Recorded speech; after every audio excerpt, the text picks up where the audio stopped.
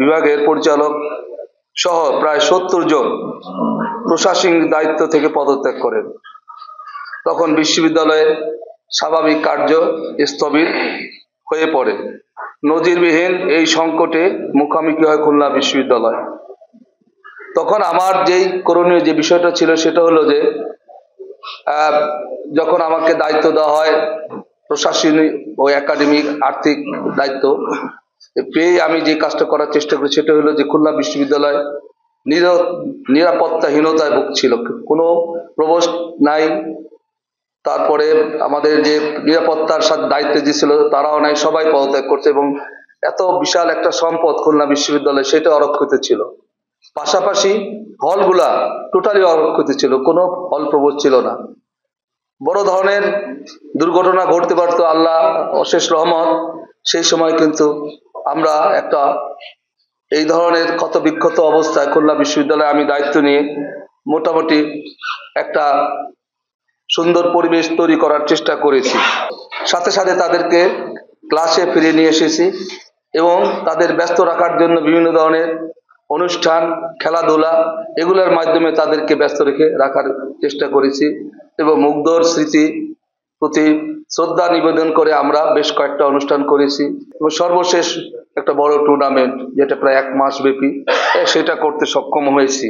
ফলে ছাত্রছাত্রীদের অন্যদিকের যে আকর্ষণ সেটা এই খেলাধুলার প্রতি তাদের অগ্রাধিকার দেওয়া হয়েছে। আমরা প্রথমবারের মতো আমরা Times Higher Education ranking ranking এর তথ্য প্রদান করা হয়েছে, যেটা আপনারা খুব সুখী শুনে খুশি হবেন যে আমাদের যে টাইমস হায়ার এডুকেশন তাদের যে একটা র্যাঙ্কিং আছে সেখানে আমরা 500 থেকে 600-এর ভিতরে বোধহয় আমরা এসেছি এবং এটা আমাদের জন্য একটা বিশাল সাফল্য। আমরা 2-1 দিনের ভিতরে এই তথ্যটা আপনাদের কাছে জানাবো এবং আমাদের বিশ্ববিদ্যালয়ে কিছু অনুষ্ঠানও আমরা করার চেষ্টা করব, কারণ এটা একটা বড় ধরনের অ্যাচিভমেন্ট। এই অল্প সময়ের ভিতরে আমাদের তথ্যগুলো প্রেরণের কারণেই আমরা বড় ধরনের একটা ইম্প্যাক্ট ফ্যাক্টরে আমরা পেয়ে গেছি এবং আমাদের এখন অবস্থান বিশ্বের 500 থেকে 600-এর ভিতরে আমাদের অবস্থান খুলনা বিশ্ববিদ্যালয়। খুব শীঘ্রই আমাদের খুলনা বিশ্ববিদ্যালয়ের ভাবমূর্তি এবং খুলনা বিশ্ববিদ্যালয়ের যে অবস্থান সারা বাংলাদেশের ভিতরে এটা আরো আলোকিত হবে এই বিশ্বাস রাখছি। ছাত্রদের একটা দাবি ছিল যে টার্ম ফাইনাল পরীক্ষার যে আমাদের যে পরীক্ষার্থীর যে খাতা যেখানে তারা লিখবে সেই খাতাটা তাদের একটা দাবি ছিল কোডিং করা।